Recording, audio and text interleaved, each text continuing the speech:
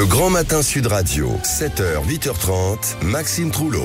7h42 sur Sud Radio. Elle est là, bien présente, Françoise Degois qui nous rejoint. Bonjour Françoise. Bonjour mon cher Maxime. Bonjour à toutes et tous. J'imagine que vous avez lu la lettre. Non. La lettre ouverte d'Emmanuel Macron aux Français, publiée hier en fin d'après-midi dans la presse quotidienne régionale et diffusée ensuite sur les réseaux sociaux. Le président qui demande aux formations politiques, Françoise, républicaines de s'entendre pour former un gouvernement.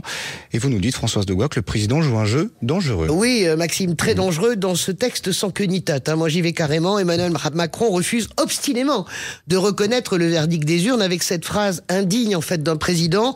Personne ne l'a emporté. Fermez les yeux, Maxime, et imaginez si Marine Le Pen ou Jean-Luc Mélenchon étaient président de la République et avaient osé écrire cette phrase. Eh bien, nous serons tous en train de manifester et de hurler à la dictature, et nous aurions raison.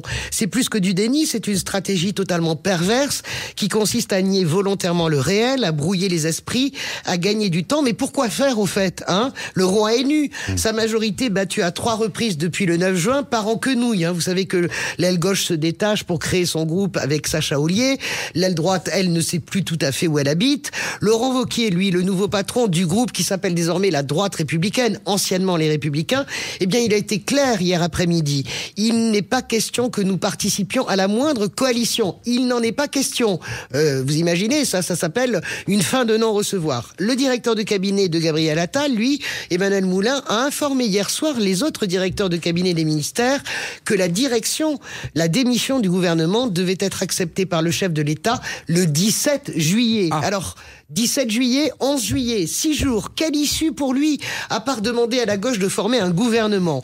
Aucune, et pourtant, il continue à amuser la galerie, ou plutôt à jouer avec les nerfs des protagonistes. Il attend, il tire au maximum son pouvoir, on ne sait pourquoi. Le sait-il lui-même?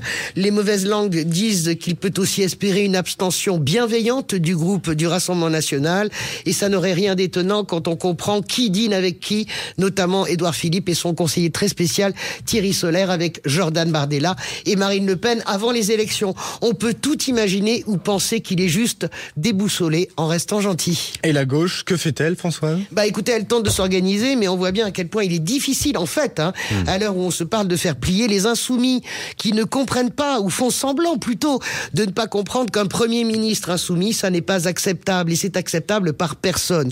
Soit ils ne veulent pas gouverner, c'est possible, et attendent avec délice une présidentielle anticipée à laquelle se prépare inlassablement Jean-Luc Mélenchon, soit ils céderont à la raison. Eux aussi, il leur reste 6 jours. Dans ce marasme, il convient d'opposer un calme olympien, ce que font Olivier Faure, Marine Tondelier et Fabien Roussel, bien décidés à construire et à avancer sur le mandat que leur ont confié 30% des Français.